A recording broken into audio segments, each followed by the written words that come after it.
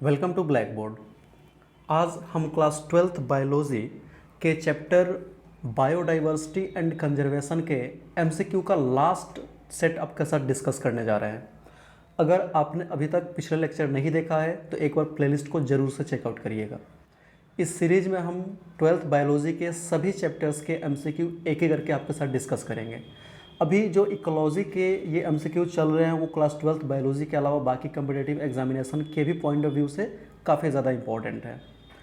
अगर आप हमारे इस यूट्यूब चैनल पे आने वाले किसी भी वीडियो का पीडीएफ फ्री में डाउनलोड करना चाहते हैं तो हमारे इस यूट्यूब चैनल टेलीग्राम चैनल को ज्वाइन करिए। ज्वाइन करने के बाद से वहाँ सभी लेक्चर्स के पीडीएफ फ्री में आपको अवेलेबल करवाए जाते हैं।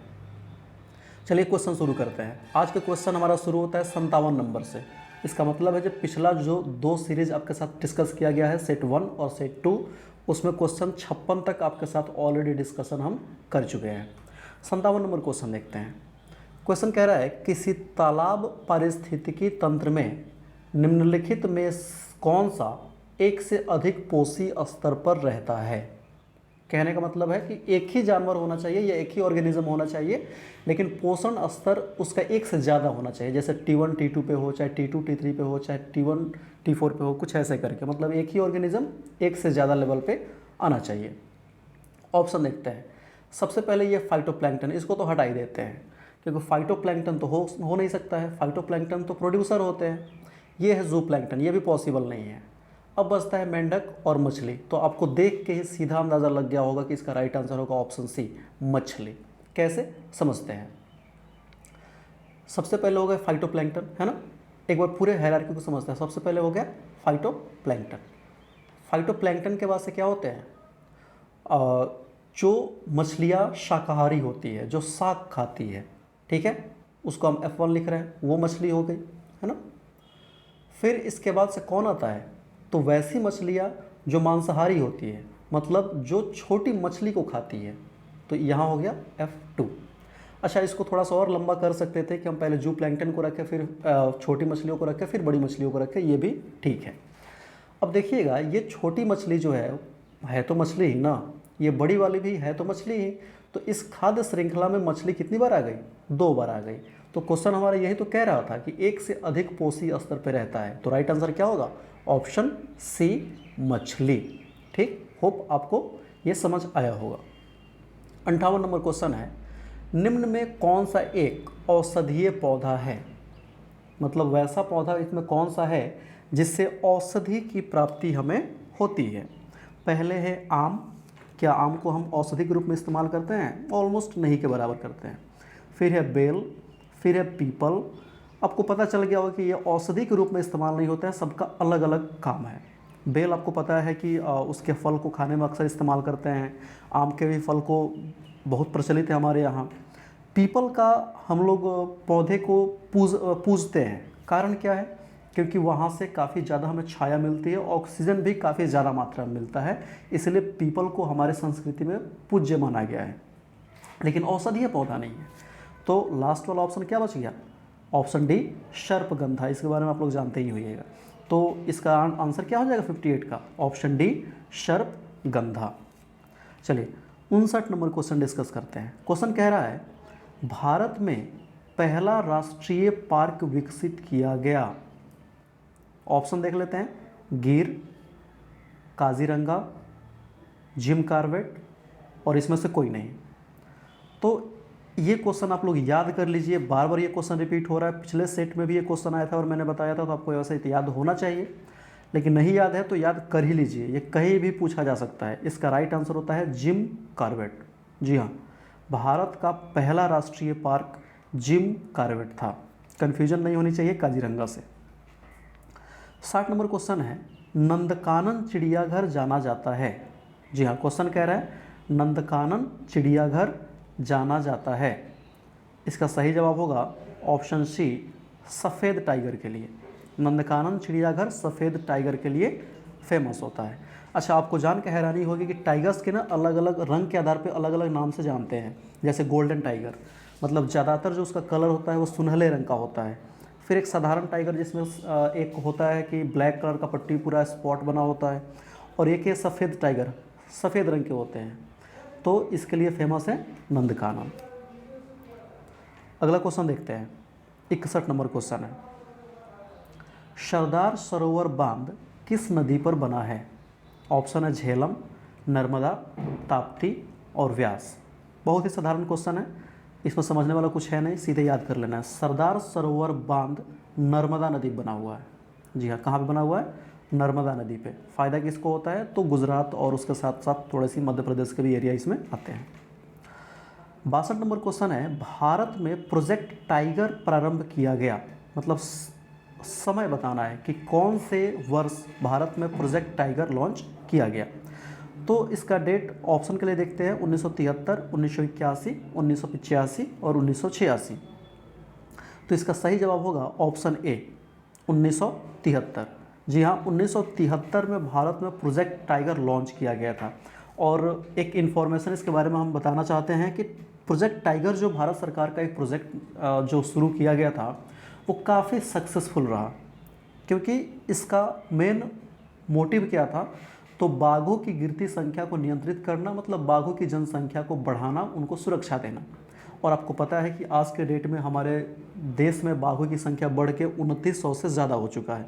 इसका अर्थ है कि प्रोजेक्ट टाइगर कहीं ना कहीं अपने सही दिशा में काम कर रहा है। 63 नंबर क्वेश्चन देखते हैं, सुंदरवन का संरक्षित जैवमंडल भारत के किस राज्य के अंतर्गत है? जी हाँ, ये भी रिपीटेड क्वेश्चन है, मुझे लग रहा है कि पिछले लेक्चर्स में कहीं ना कहीं इस क्वेश्चन को हम लोग कर चुके हैं। ऑप्शन है बिहार, दूसरा ऑप्शन है उत्तर प्रदेश, तीसरा है असम और चौथा है पश्चिम बंगाल। तो इसका सही जवाब होगा ऑप्शन डी, पश्चिम बंगाल। जी हाँ, सुंदरवन का संरक्षित जैवमंडल भारत के पश्चिम बंगाल में पड़ता है और ये सबसे बड़ा डेल्टा है। इसके साथ एक और बात याद रखिएगा, सुंदरवन डेल्टा जो है वो भारत के साथ साथ बांग्लादेश में भी फैला हुआ है, मतलब दोनों देशों के साथ ये बाउंड्री साझा करता है। 64 नंबर क्वेश्चन देखते हैं, शांत घाटी, इसको साइलेंट वैली भी कई बार लिखता है, हिंदी में भी साइलेंट वैली ही लिख देता है, इसलिए दोनों चीज़ ध्यान रखिएगा, शांत घाटी लिखे चाहे साइलेंट वैली लिखे। राष्ट्रीय उद्यान कहाँ है? ऑप्शन है केरल, दूसरा ऑप्शन है तमिलनाडु, तीसरा है छत्तीसगढ़ और चौथा है हैदराबाद। तो इसका सही जवाब होगा option A, Kerala. Silent valley या शांत घाटी एक राष्ट्रीय उद्यान है जो कहाँ है? तो केरल राज्य में स्थित है। ठीक। 65 नंबर क्वेश्चन देखते हैं, रेड डाटा बुक सूची बनाने के लिए उत्तरदायी संगठन है। ये भी रिपीटेड क्वेश्चन है, आंसर क्या होगा? IUCN। IUCN का काम होता है रेड डेटा बुक को बनाना। 66 नंबर क्वेश्चन है, निम्नलिखित में से किस जंतु का संरक्षण असम के काजीरंगा सेंचुरी में किया जा रहा है? असम के काजीरंगा सेंचुरी में किस जंतु का संरक्षण किया जा रहा है? ऑप्शन है भारतीय विषण, बाइसन भी इसको कई बार बोलते हैं हम लोग, दूसरा है भारतीय शेर, तीसरा है भारतीय गेंडा, चौथा है भारतीय हाथी। इसका सही जवाब होगा ऑप्शन सी, भारतीय गेंडा। जो असम का काजीरंगा सेंचुरी है वहाँ पे भारतीय गेंडा को संरक्षित करने का विशेष प्रयास किया जा रहा है और वहाँ पे गेंडों की संख्या में भी वृद्धि देखी जा रही है। 67 नंबर क्वेश्चन है, उष्णकटिबंधीय वनों में कुछ प्रजातियों के विलुप्ति का मुख्य कारण है।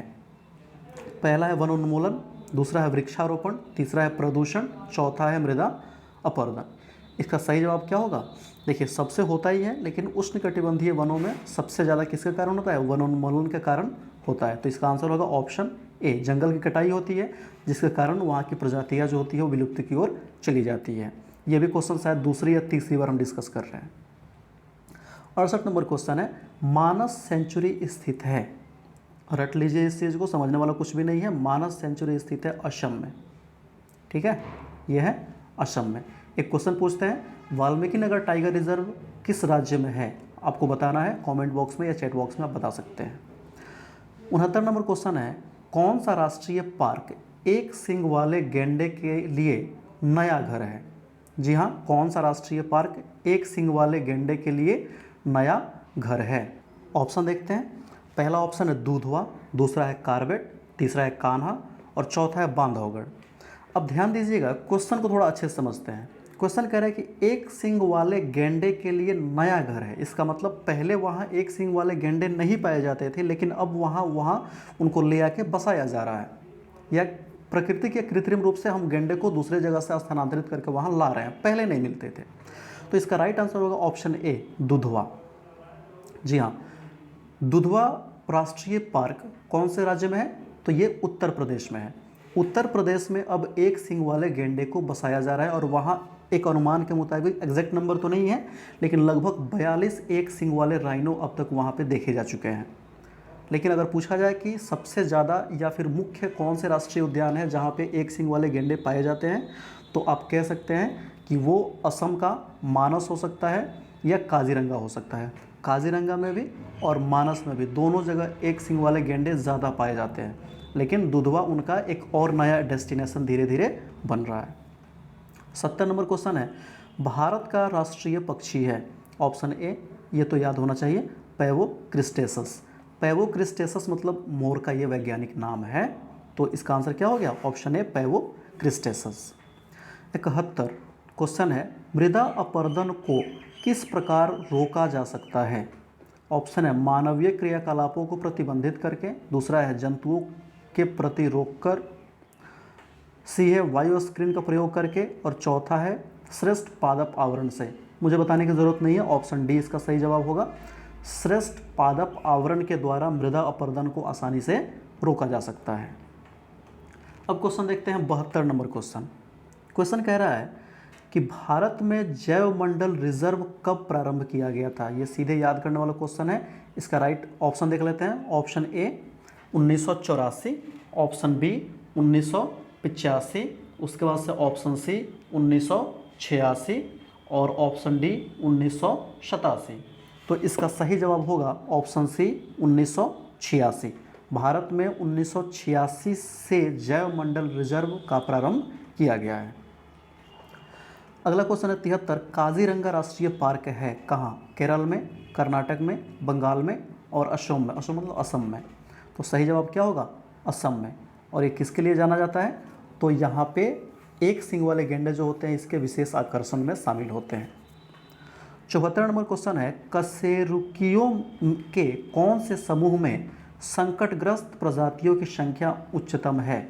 ऑप्शन है मछली, सरीसृप, चिड़िया और स्तनधारी। तो इसका आंसर क्या होगा?